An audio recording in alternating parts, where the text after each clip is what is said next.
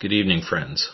I've done a few of these updates now talking about the impeachment circus that's gone on in Washington. So I thought tonight I'd give you my perspective on what's happening with Iran. It's been obviously in the news lately with everything that's been happening, and it's something that if you've followed the history of what's gone on in Iran, it's important for our country, but it's not. Let me just repeat at the very beginning.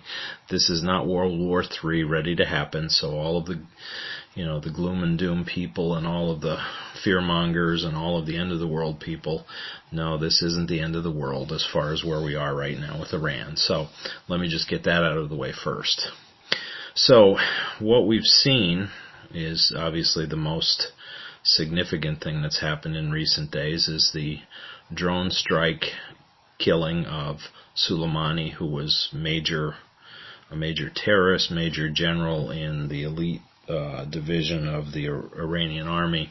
He was a terror mastermind who had been organizing and planning terror attacks for Iran and its proxies throughout the world for decades. I mean, he truly was an evil man, a terrorist, and the fact of the matter is the world is a safer place today because of the fact that he's gone. And he is not somebody who's going to be quickly or easily replaced. He is somebody who, had honed his craft and made his connections and was well respected and even feared, obviously, by many people in Iran and in other countries. And so it has left a huge void. It is also the way the Americans did it, via a remote-controlled drone strike with, I can't remember what kind of missile it was that they used, but it was an unmanned drone that flew into range and launched a missile and blew up his convoy outside of Baghdad, which we still don't know what he was doing in Iraq instead of Iran in the first place. So, but obviously he was up to no good. Let's talk a little bit about the history of Iran for those of you who aren't that familiar with it. I'm not a huge scholar on Iran by any means, but I'm somebody who's been around for a while, that I know the history, at least say over the last 40 or 50 years, of what Iran was and became and is now today to some extent. Again, there are many people out there, I'm sure, who are far more educated about the country than I am. But let me go back to a very critical time in my life, and that is when the American embassy was overrun by the radicals in Iran when they had the Islamic Revolution there in the late 1970s. This led to the Iranian hostage crisis, where I guess it was 52 Americans were held hostage for over a year in Iran. And basically, it just sapped the strength out of America's resolve in the world, and Iran built its reputation as being the true leader of Islam in the world and the true warriors for Allah and all this kind of baloney propaganda.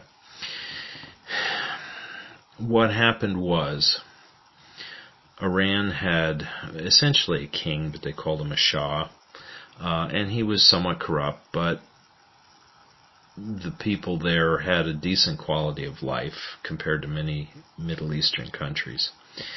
But what grew in Iran was this outgrowth of fundamentalist Islam, and religious leaders. Back in the day, it was Ayatollah Khomeini. It's a similar name to the guy who's there now, but it wasn't the same guy. And they whipped up the faithful, and they overthrew the government. The Shah had to flee the country, and it completely transformed Iran from a nation that was pretty Western looking in how they lived, much more progressive than it has been since. And they targeted the U.S. Embassy. The West is evil as far as these fundamentalist Muslims are concerned, and therefore they needed to be the focus of their efforts to purge the country. So they took all these people hostage. Some of the people in the embassy were able to get out through the help of members of the Canadian embassy and managed to get smuggled out of the country, but 52 remained, and they stayed there for over a year. President Carter was absolutely incompetent. He had no ability to deal with this. He tried one fruitless effort to try to send commandos in to get them, but the helicopters crashed in the desert. Obviously, special forces back in the 1970s weren't what they are today, but I'm not blaming them. It was his leadership. He just, and he sat and brooded in the Oval Office about it, and it was the biggest failure of many failures he had as one of our worst presidents. But I was in college when all of this happened. I think it was my sophomore year, if I remember correctly, when the hostages were taken. And we coupled this with the aggression of the Soviet Union. It was trying to expand. We had just come through the Watergate scandal here in America and just got out of Vietnam, and everybody from the national press was saying that was a failure, a loss for the United States. So the mood in the country was very depressed, and it was very scary. In fact, Jimmy Carter got elected because of Watergate. I mean, he was a small town peanut farmer in Georgia who ran for governor, and he was not a great governor in Georgia, but he managed to run for president, and that's around the same time when Ted Kennedy wanted to be president, but then Chappaquiddick happened, and Kennedy's presidential aspirations drowned with Mary Jo Kopechne, let's put it that way. So Carter gets elected. He doesn't know what he's doing. He's in way over his head. He aligns himself with left-wing kooks, people who shouldn't have been running our country but were, and that's the mess that resulted. So when we were in college, this is before much of the technology we have now, back in the late 70s. In fact, I think on our college dorm we didn't have any kind of cable TV. We just had these little black and white TVs with rabbit ears antennas, and we were close enough to where the local stations were we could pull them in. But when this began, ABC News started a brand new TV show at, I think it was 11:30 it would come on. It was after the late local news. And it was hosted by a guy by the name of Ted Koppel. He was fairly young at the time with ABC News, and he got the chance to get this show that would eventually turn into what was called Nightline. But he used to give a report every night of what was going on with the hostages. And we'd huddle around that little black and white TV, that little 12-inch TV, just wondering what our future was. Were we going to be going to war with the Soviet Union? Were we all going to get drafted? Were our futures in college completely now destroyed because of what was happening? You know, this is the same time that a lot of the Christian authors are writing these end times books that, you know, the world's soon going to end and here's why, and people were buying them because they were all scared. The conditions were horrible. And in the midst of this, Iran took advantage of that and made a place for themselves in the world as being players, because they managed to hold on to American citizens against their will for over a year. Interestingly enough, after Ronald Reagan defeated Jimmy Carter in 1980, I think it was, if I remember correctly, it was when Reagan was inaugurated. Right around the time Reagan is taking the oath of office, the hostages are released by Iran. The regime in Iran realized that with Reagan, there wasn't going to be any fooling around, and if they wanted to not have a war on their hands and not fear for their own lives, they had best back off, and they released the hostage. Now, it was also a way to further diss Carter, because they were still hostages while he was president. It wasn't until after he officially was out of office that they were released.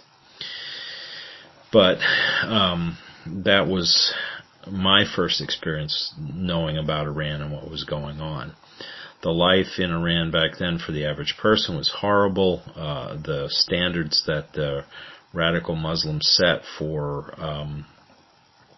life in the country. I think was it the 80s or the 90s, they did a movie based on a true book called Not Without My Daughter. I think it was Sally Field starred in it. True story of an American woman who married an Iranian guy, and he goes back to Iran, takes her with him and their child with him, and then he becomes radicalized and she becomes this prisoner, and for years she's there and she has to try to figure a way to get out of the country with her daughter without her husband knowing, and of course the authorities would have taken his side. So it's been a long time since I've seen that movie, but it showed the desperation and the horrible conditions that were there. The Iranians are not Arabs. They're of Persian descent. They come from ancient Persia. That's the geographic region that Iran occupies today. That's where Persia was. So they are a bit different in their approach to Islam. They don't have a close kind of familial bond with many of the Arab Muslims in the world, like the Saudis or the Lebanese or the Iraqis, even any number of the others that come from Arab backgrounds. They're also predominantly Shiite Muslims. There are two main branches to Islam, the Shiites and the Sunnis. Most of the Iraqis were Sunnis. I'd like to say, well, the Shiites are the radicals and the Sunnis are the moderates, but that's not true because many of the members of ISIS were Sunnis as well. So they're rival denominations, shall we say, in Islam, and they don't like each other. That was one of the reasons that there was a protracted war between Iraq and Iran back in the, I want to say the 1980s, because it was a religious war and a turf war, and since they border each other, Iran's western border, Iraq's eastern border, obviously there was struggle for power and control and land and oil, so a lot of that went on. We got involved in the Middle East in a greater way through President George H.W. Bush, because the Iraqis and Saddam Hussein invaded Kuwait. Kuwait is a small, very rich Arab Muslim country in the Middle East, and Saddam wanted their oil reserves and their port access and things like that, and so he just invaded. Well, we responded. Should we have? I mean, the historians can debate that. That was the first war, what was known as the first Gulf War. That's the war with Norman Schwarzkopf and Colin Powell as chairman of the Joint Chiefs of Staff. A war that we overwhelmingly won with air power and superior weapons technology. It's funny, if you remember back to that time, the press was just as anti-America as they are now, because they were predicting how we were going to lose this war, that none of our equipment could handle the terrible desert conditions in Iraq, and there's no way that we could stand against and I can remember Wolf Blitzer from CNN saying it over and over again to the point that I wanted to vomit, the elite Republican Guard, the best of the best of Saddam's forces. Well, we chopped them up like Swiss cheese. That was no problem.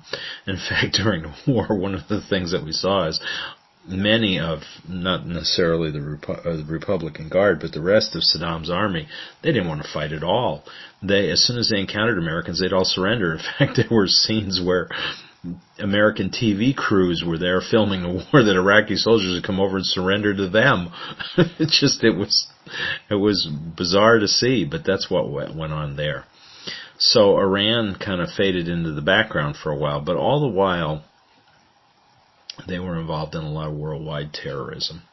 The ancient Greek mythology of the Hydra, the multi-headed dragon or serpent, however you want to see it depicted, and, of course, then in the Marvel Cinematic Universe, the big bad organization is also known as Hydra, is very fitting for what Iran has done. It's a multi-headed beast that is doing evil in the world through terrorism. And Soleimani was one of the one of the major people who was orchestrating it, and they have done terror projects all over the globe to try to disrupt other nations, to try to cause the downfall of the West, and to raise up this idea of having a jihad in the world and reestablish some major caliphate somewhere and take over the world. I mean, that's part of their religious warped thinking. But why don't we have to worry about what's going on with Iran now? Well, part of it is our technology has improved as much as it has. Part of the issue is President Trump is not afraid to use it. He has explained that he has a red line. Now, Obama talked about a red line over and over again when he was in office, and there was no red line. He kept moving it because he talked like he wanted to pretend to be tough, but he was a wimp. He was an appeaser, and that's why he gave billions and billions of dollars to Iran to sue for peace, to bribe them for peace, including that fatal airline flight that flew out in the middle of the night with almost $2 billion in cash on pallets that was delivered to the Iranians. So that's where Obama was, and he didn't care about America's sovereignty or position in the world. He had his own agenda, and part of it involved the Middle East, I'm convinced. Or he was influenced by the people around him, like, what's her name, Valerie Jarrett, the Night Stalker, his advisor, who was born in Iran. She came from Iran, so I don't want to speculate more about that, but even Hillary Clinton had that advisor, Huma, whatever her name was, she was Iranian too. So, they had their fingers in a lot of places in the West. So what has Trump done that's different? Well, he's taken advantage of our technology. Instead of saying, okay, we need to go to war with Iran, we need to send thousands of troops in and shoot anybody, who's opposing us on the battlefield, they've decided to be smart. They're using intelligence. They're finding out where the top bad guys are, what the high-value targets are, and they're using precision strikes to take them out. That's exactly what happened with Soleimani. It was some kind of a remote-piloted drone that had a missile on it. Again, I'm not an expert on the various kinds right now. It's been a while since I've studied any of that stuff, so I'm way behind, I'm sure. But these unmanned drone aircraft are fairly stealthy. They have a lot of technology on them so that they're not really seen by radar. Also, they're not piloted in theater even. I mean, they're not going to tell us the details, of course, because it's classified, but most probably there was somebody sitting at a computer screen or a TV screen with a joystick and other push buttons at an Air Force base maybe 10,000 miles away, somewhere, in the Midwest or the Southeast United States. Some Air Force technician or officer was the one who flew the airplane remotely and was given the authority to launch the missile and guided it right into the target. In fact, I even speculated online a few days ago what a hoot this would be if it turns out that the actual drone pilot was a female Air Force officer. Because for radical Muslims, the worst thing that can happen to them is to be killed by a woman. They wouldn't go to their heavenly reward as far as their theology teaches. So it hasn't been mentioned that it was, but we know there are many female pilots in the Air Force, and it could have been. So let's just kind of keep that out there so that they think about that for the future, that maybe they get blown up by some woman pilot who's not even close by, that they can get back at them. At any rate, so we had this big show, funeral in Iran for this guy. Thousands and thousands of people come, and a bunch of Western journalists are there talking about how sorrowful and sad the people are, and this is just terrible. I mean, they might as well belong to Iran state media instead of an American media company, as pathetic and biased as they are. And news reports are now coming out that half the population that came out for the funeral was there because they were offered a free meal for attending. So, And in totalitarian regimes, everybody seems enthusiastic to hold the party line. It doesn't matter what they really believe. So, at any rate, it's the best crowds money can buy. So, probably many in Iran are glad he's dead. Certainly many in Iraq are glad he's dead because he's trying to destabilize Iraq so that Iran can basically take it over. But what's going on in Iran now is there is much unrest. There is terrible unrest for what the leadership is doing. President Trump, when some of this other nonsense Iran was doing earlier in the year, like shooting down our surveillance drones and taking oil tankers hostage and doing things like that weren't directly against us, but still didn't cost American lives, I should say, but were damaging.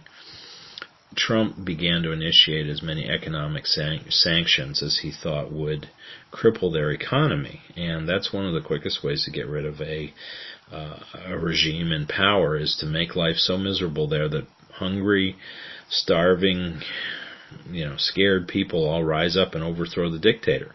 It sounds like a harsh reality, but that's the best way that things can change in Iran. It won't be with American troops going in there marching through their streets. They need to get so mad at these lunatic clerics, these ayatollahs, that they get rid of them. I've seen some footage of life in Iran back in the 60s and 70s, and you saw people dressed just like Westerners. They listened to Western music. They had colleges. The women had the right to be doctors and go to college and study whatever they wanted. There was none of these radical Muslim restrictions on what women could do. Nobody ran around wearing the burqas and all that kind of stuff. It was a very almost modern civilization before the radicals took over. And much of Islam back then was safer. Occasionally you had these splinter terrorist groups that tried to do things like the Palestinians who killed the Israeli athletes in the 1972 Munich Olympics. That was a horrendous thing that I remember seeing on TV, but they were far and few between. I mean, I went to Israel on a trip with my pastor and people from our church back when I was a senior in high school in the late 70s, and we didn't feel like we were under threat. We went to the Arab and Muslim portions of Israel, and there was no problem. They were very friendly to us. I mean, obviously they wanted our money, but there was no danger or fears. In fact, a pastor who had been there many times said, "Look, we're going to go for a walk tonight in the old city of Jerusalem." And it was well after dark, and back then they didn't have many street lights. I mean, it was like one light bulb every 50 yards or 100 yards down the street. And I remember walking around Jerusalem, 10 o'clock at night, I think it was, walking over cobblestones, and he said, "Look, you're safer here than any American city." And we were. Nobody bothered us. We got a chance to see the city a little bit at night, and there was no danger. We went to the Muslim sites. We went into the Dome of the Rock and the Dome of the Chain. We went to other places, in Hebron, where the Cave of Machpelah is, the mosque that's built over Abraham and some of the other patriarchs' graves. There was no problem. We had no problem doing that. There wasn't a lot of security, a little bit. I think I remember going to the Church of the Nativity in Bethlehem and seeing an Israeli soldier stand outside with some kind of automatic rifle. But other than that, it was very, very safe. But what has happened since then, because of the radicalism in Iran that they've exported, it's become a far more dangerous place to go anywhere in the Muslim world. So that's sadly what's going on. Hopefully, with what President Trump is trying to do, things can turn around. They can get rid of some of these radicals, the people themselves, and perhaps we can even, get some of these countries to open up a bit more and be more open to the West and enjoy the culture that's there. I mean, some of these nations are thousands of years old. There are probably many Persian ruins in Iran. I'm not that familiar with it. I know a little bit more about Iraq and the Mesopotamian ruins, but it would be neat to be able to just people go there and study there and not have to worry about this kind of nuttiness. The other thing that's made a huge difference is, for many decades, we were really at the mercy of Middle Eastern oil for energy. We had to kind of help protect the Saudis and the Kuwaitis and others to make sure the oil kept flowing because we needed it in America. We didn't have as much of our own. That has changed because of the huge technological development of fracking, where they've been able to drill horizontal wells. They drill straight down vertically for, however deep they go, and then they can also then drill horizontally, and they can get at much more oil and natural gas that we couldn't get at before, stuff that's down thousands of feet that we've found has, just almost unlimited supplies, and it's all over the United States, here in the eastern United States, and Ohio, New York, Pennsylvania. Well, New York doesn't want to allow fracking because they're environmental lunatics there. But Pennsylvania and Ohio and other places are seeing a huge economic boom because of fracking. Out in the upper Midwest, there's a lot of fracking for oil, and even in Texas, the fracking for oil has greatly exploded the energy industry. Obama fought against it. He had this silly notion that if we built windmills and give Solyndra millions of dollars so that they could squander, that we'd have solar panels, and none of that worked. But there's no need for that now. I mean, not that we shouldn't try to develop whatever energy we can, but now we have plenty of fossil fuels. We didn't run out. We're not going to. And the biggest thing is we don't need the Middle East anymore to supply us. So that means our national interest in the Middle East isn't what it used to be, which is a good thing. Now the competition for control of the Middle East oil is setting up a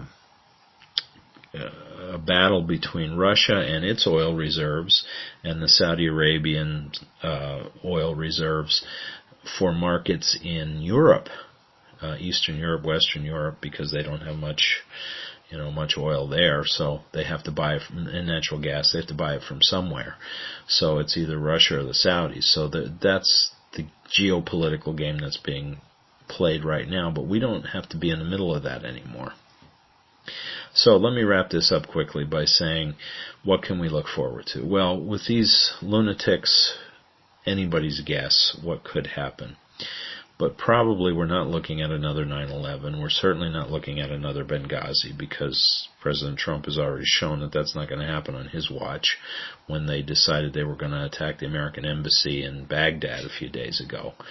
That could have very easily turned into a Benghazi had there not been the rapid response that was there. And these Muslim terrorists essentially are cowards, unless they were all going to strap bomb vests on and blow themselves up. Once they saw that it wasn't going to be an easy pushover like Benghazi was, they all ran away. So,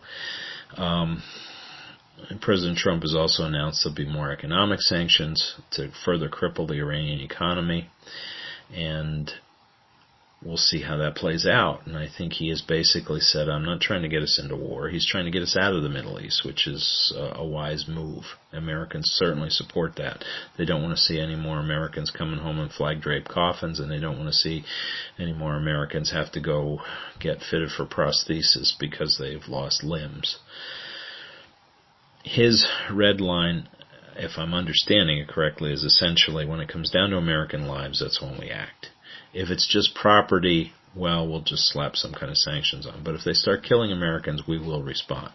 And again, it's not going to be tit for tat that, okay, you shot one of our soldiers, we'll shoot one of yours. No, you kill one of our American workers or soldiers or diplomats, we're going after your top military people, your top terrorist people. That was the message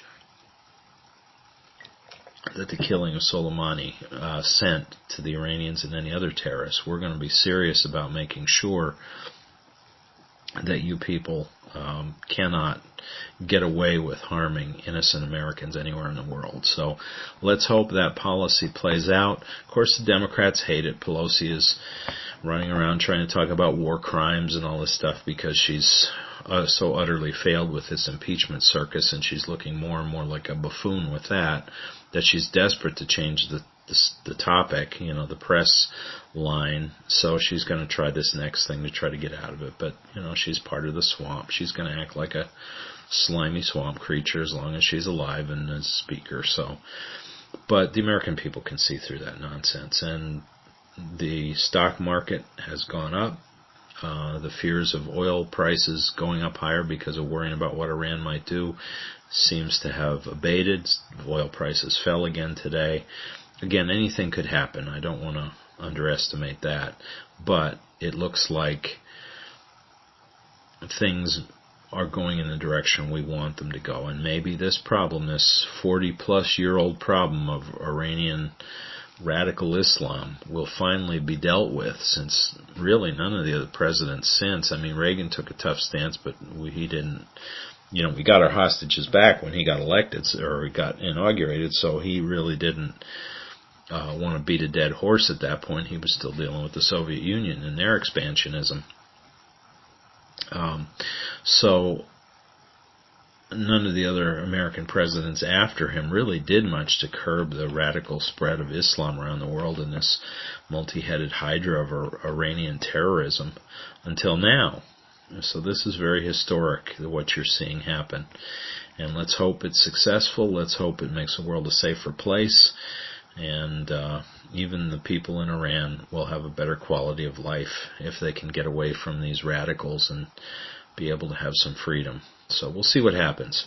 But that's where things stand right now. I hope this cut through some of the confusion and the smoke and haze that's out there.